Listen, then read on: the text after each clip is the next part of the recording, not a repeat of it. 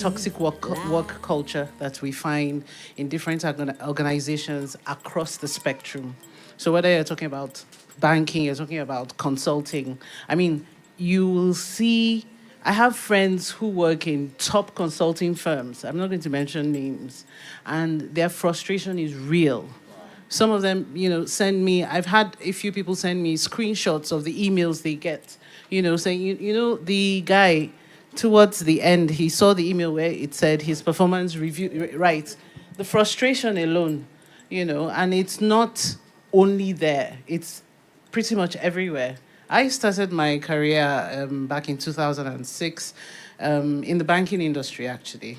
Wow. And we started as a marketing executive, and after 10 months, I packed my bags and my two legs, and I left. And that was when someone told me, "You're a beautiful girl and you can't meet your target." What does that mean? To a young girl of how old? What are you telling me? And you are a very senior person in the organization. Okay, so I knew that place wasn't for me.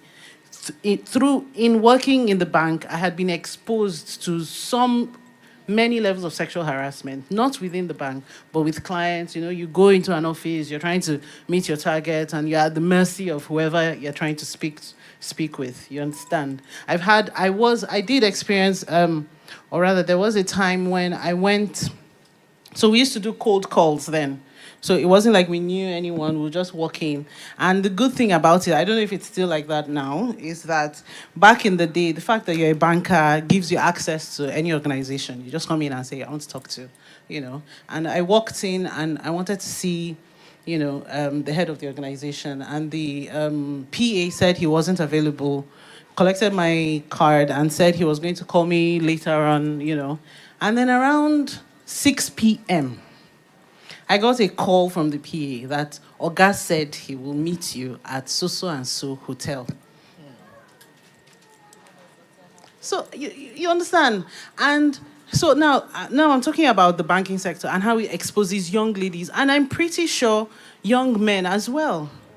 But then let's move from the banking sector and come into an everyday organization. I agree. If I set up an organization, I don't want to employ people and just be giving money.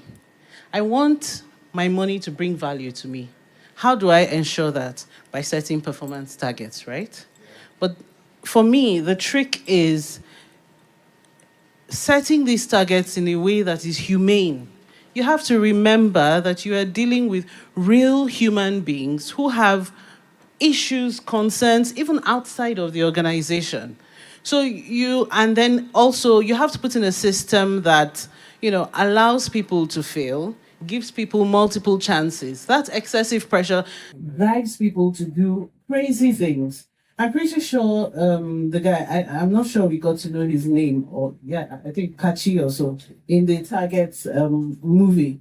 At the end of the day, okay, so first of all, let's take it back to in the afternoon. Initially he was on the phone and you could feel his frustration and he was shouting, and I imagine that maybe it was somebody who promised to deposit 100 million and then, disappointed. And that was what he needed against tomorrow's performance appraisal that was coming.